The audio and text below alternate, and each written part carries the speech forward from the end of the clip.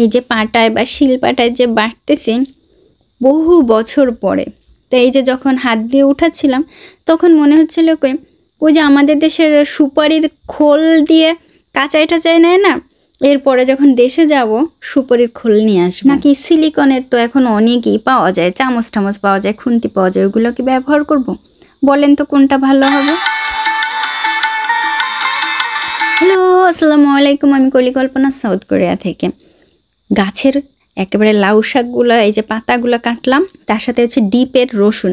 ডিপের রসুন কিন্তু এইভাবে খাইলেও পরব, ডিপে রেখে খাইলেও কিন্তু একই রকম টেস্ট পাবেন, মানে কাঁচা রসুন খাওয়ার টেস্টটা বাদে রান্না করলে একই রকম হয়। সামান্য তেল, রসুন,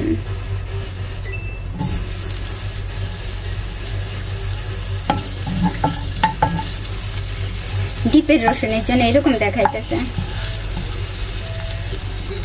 কাঁচামরিচ, শুকনো মরিচ, লাউ শাক, গাছের লাউ শাক, এটার এখন একটা ভাজা দিব। লবণ, একটু ধনিয়া পাতা, একেবারে শেষের দিকে একটু ধনিয়া পাতা দিয়ে দিলাম, নিচে পড়ছে।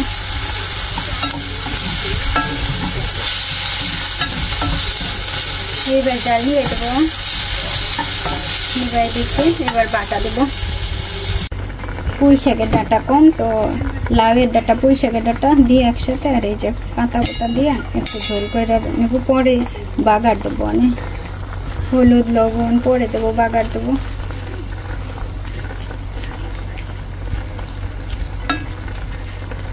লাউ পাতা বাইটটা খাইলে মজা, আগে মরিচগুলো বাটবো। লাউ পাতা না বাটলে কি ভালো লাগে? কত বছর পর লাউ পাতা, বহু বছর পর। মা ছিল যখন, তখন একবার খাইছিলাম। এই যে লাউ পাতা মা ছিল যখন, তখন আমরা গাছ লাগাইছিলাম। মিহিন না করলে হবে, ছাড়া ছাড়া মিহিন। বাবু বুঝছেন, আজকে তো মেলা কাজ করছি। লাউ পাতা না বাইটে খামো, ভাবি নাই। গাছ লাগাইছি তো গাছের লাউ পাতা।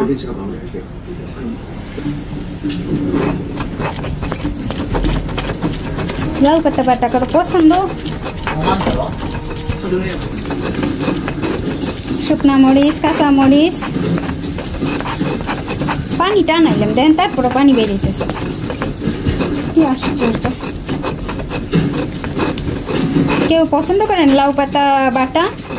ধনিয়া পাতাও দিছিলাম সাথে। লাউ পাতা বাটতেছি, স্প্রে হয়ে গেছে,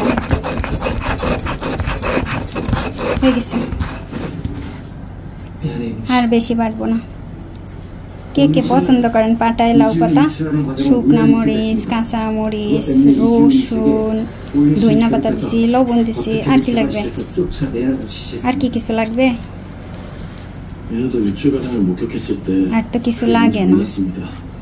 লাগে কিনা বলেন?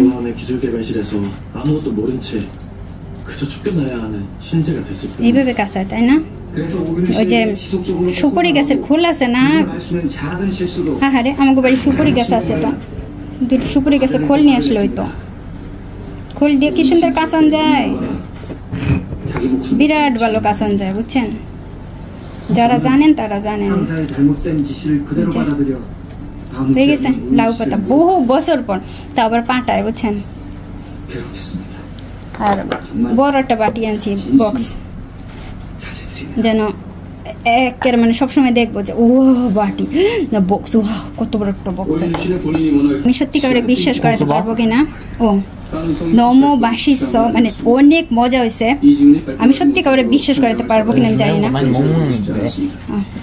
50 দাঁড়ায় হয়েছে, এক গাল খাবে, খুব পছন্দ করে ধনিয়া পাতা বাটা।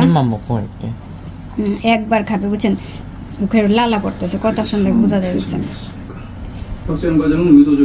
소금 맛이 볶으니까 괜찮아? 소금 조금 넣어야 돼. 그래도 족가던 소금 넣어야 맛있지. 오, মানে এত মজা আমি আপনাদের বুঝাইতে পারতাম না। আমি জানি না সত্যি, আমি সত্যি বুঝাইতে পারবো না। এত বছর পর মানে সেই এইটা হচ্ছে সেই স্বাদ। সত্যি কেউ আসেন আমার মতো এরকম মজা করে রাখান, সত্যি এই যে আসেন।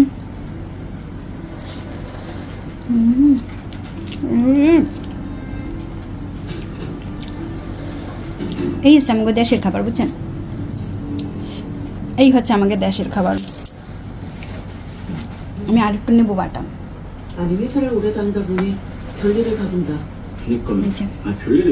বাটাটা এত মজা হয়েছে, এমনি বাটাটা খেতে ইচ্ছা করতেছে খালি। এমনি খাইয়ে দেন একটু, সেই স্বাদ। আমার মুখটা দেখাই, আমি জানি না কেউ পছন্দ করেন কিনা এভাবে। 다들 정리하시고 퇴근하십시오. 먼저 가보겠습니다. সেই স্বাদ পাটায় আরো।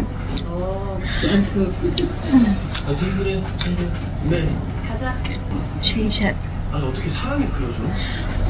아니 아까 경찰에 체포했는데 웃고 있었어요. 전혀 반성. আরেকটু আনছি বাটা, লাউ পাতা বাটায় ধনিয়া পাতা দিলে, শুকনা জাল, কাঁচামরিচ এগুলো দিলে যে এত টেস্ট। 기억나세요? 사람을 믿습니까?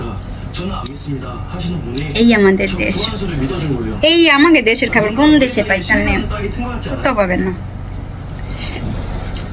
এমনি এমনি খাইতে ইচ্ছে করতেছে। লাউ পাতা বেশি পাওয়া যায় না, কুমড়ো পাতা পাওয়া যায় কোরিয়াতে। 이번 사건의 보안 수사 발표했으니까 교정 나왔어요. 고마워요. কেউ আজকে আমাদের বাড়িতে সত্যি দাওয়াত আপনার। লাউ পাতা ভর্তা খাওয়ার, লাউ পাতা বাটা খাওয়ার পাঁচটায়। 같이 밥 먹어요. 돈끼리. যারা আমার ব্লগগুলো রেগুলার দেখেন তারা অনেকেই জানেন যে আমি বাসা থেকে এবার দেশে থেকে শিলপাটা নিয়ে আসছিলাম। আর এই যে বাইটা খাইতেছি, অনেক মজায় খাইতেছি।